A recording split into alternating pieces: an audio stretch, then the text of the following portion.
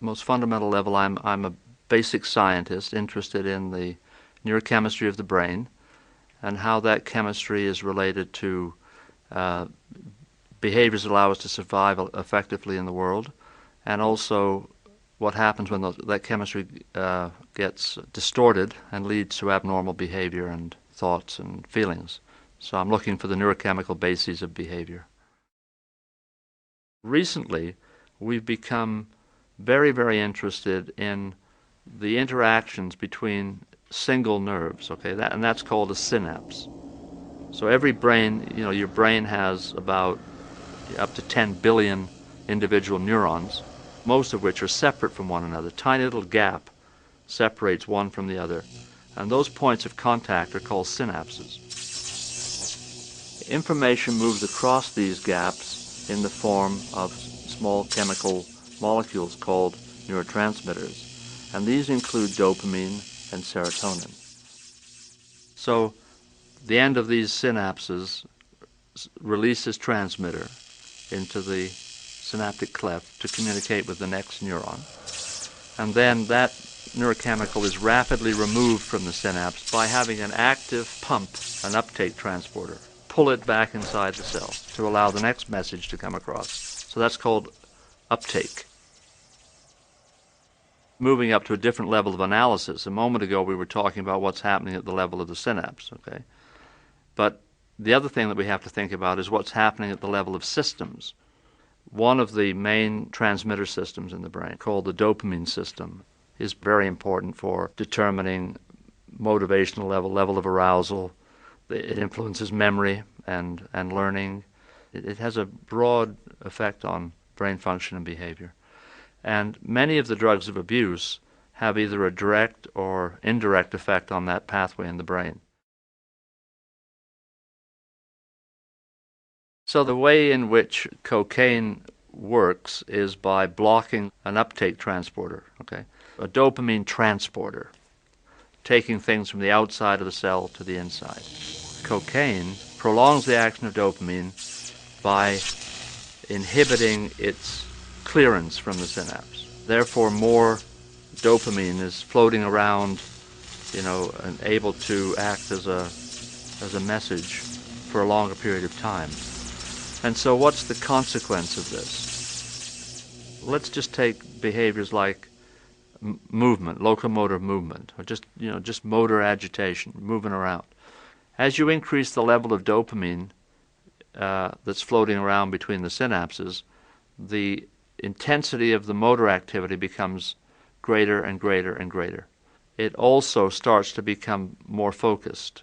Okay, so the range of behaviors narrows as you increase the amount of drug, and the intensity increases.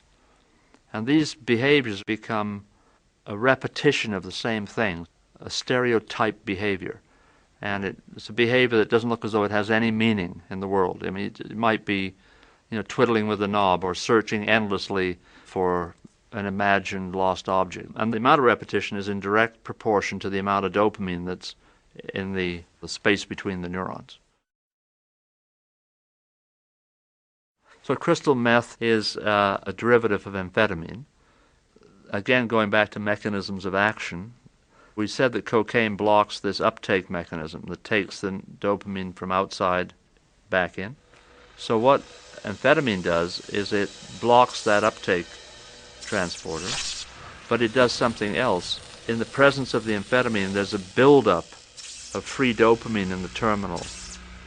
And then this protein that is normally bringing molecules from outside to the inside, that uptake transporter, amphetamine turns it round so it takes things from the inside outside. So now what you're getting is an increased release and then blocking the uptake. So this is a very powerful way of dumping out a lot of dopamine. Cocaine has to wait for something else to release the dopamine. It doesn't release it. It only blocks reuptake.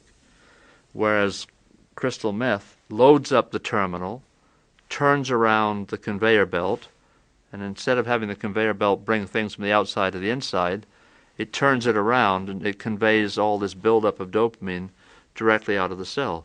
So you get these huge buildup of transmitter. The other component of methamphetamine is its toxicity.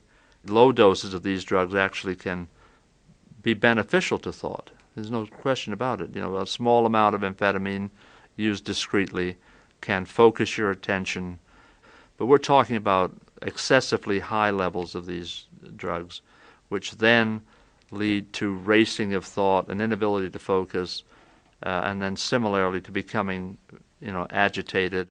And so studies have looked at the effect of high doses of both amphetamine and methamphetamine on brain function.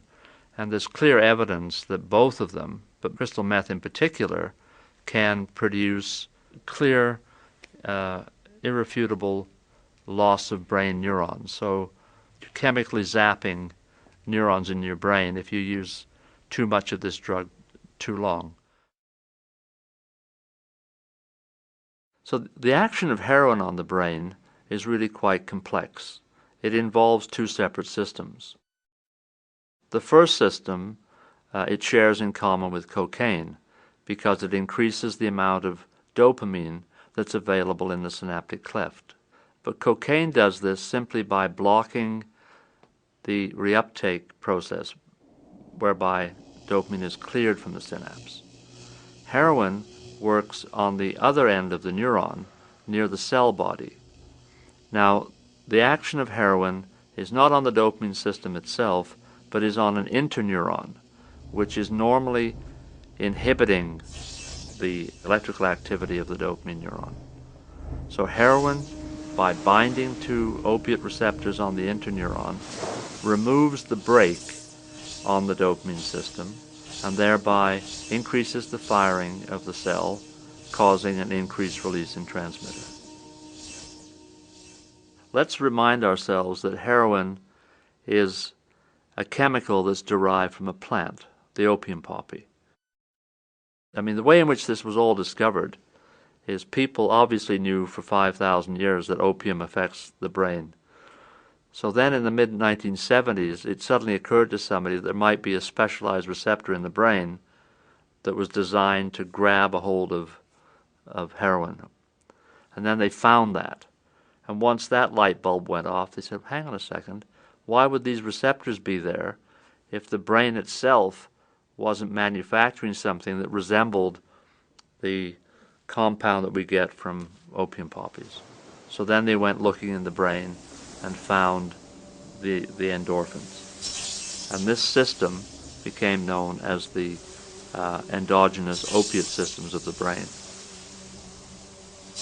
Now, the normal physiological function of these systems is to provide emotional states that relieve pain, and they're also activated to produce feelings of well-being and happiness. So in the case of, say, cocaine and methamphetamine, it's the dopamine that's doing the work, not the cocaine or the amphetamine. Whereas in the case of heroin, it's heroin itself acting directly upon specialized receptors in the brain that somehow or other leads to the feeling of well-being and euphoria that defines a rush. So it has a 1-2 punch. It can amplify the activity of the dopamine system and then convey its own message. And this is probably why it's so powerfully addictive. Because heroin can influence two different systems, the dopamine system and then directly its own opiate system, it's not surprising that it can give rise to different states. Its initial action is actually depressant, and it causes a decrease in activity and can even lead to sleep. But this effect wears off quite quickly and is followed by the stimulant action of the drug, presumably through its action on the dopamine systems. And so you get initial inhibition followed by excitation. And then the next thing, which is really important, is that the ratio of the inhibition to excitation changes the more experienced you are with using heroin.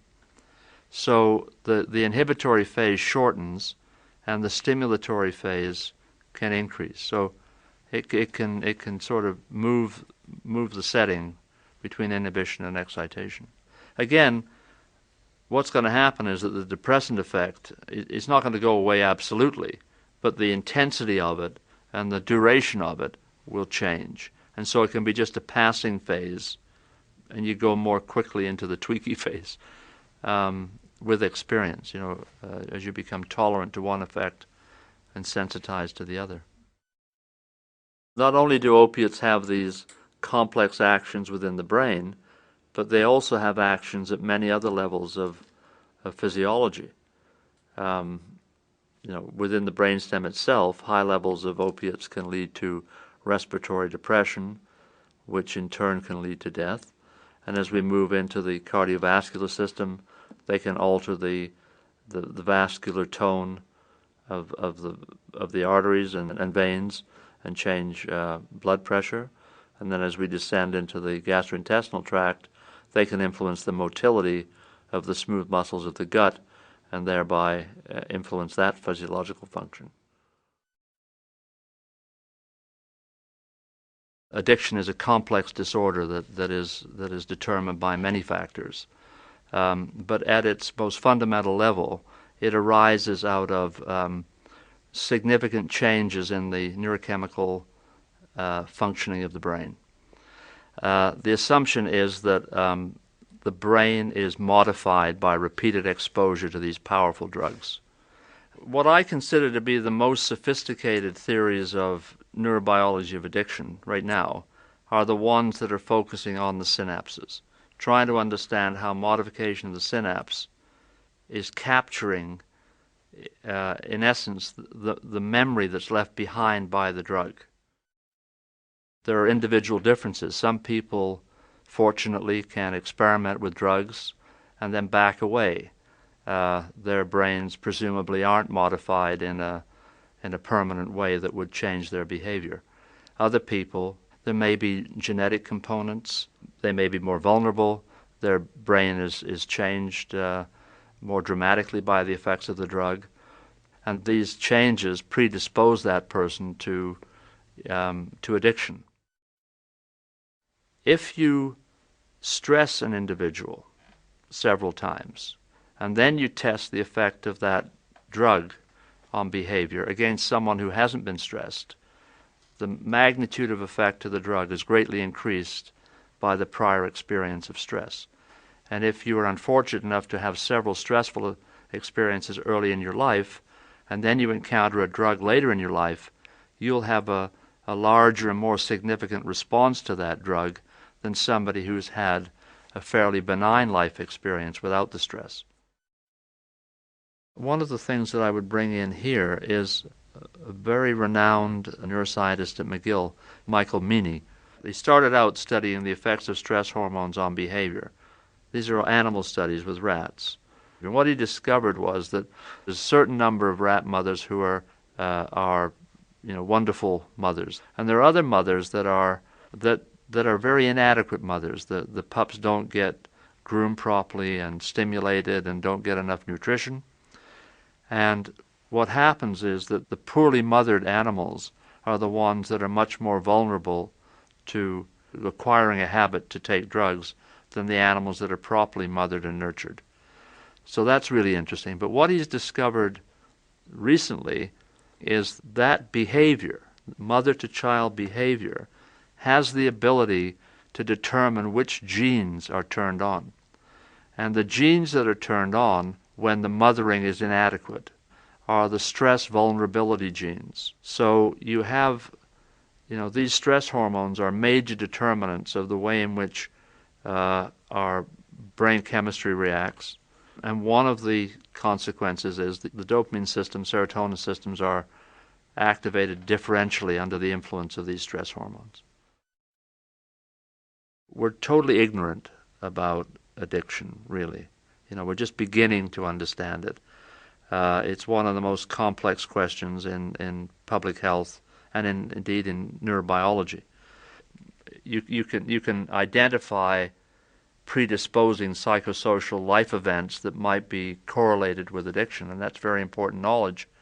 But to assume that you're going to be able to understand and eventually treat addiction solely on that level, I think is an oversimplification, as is the assumption that if you know everything there is to know about brain chemistry, you can come up with an effective cure for addiction.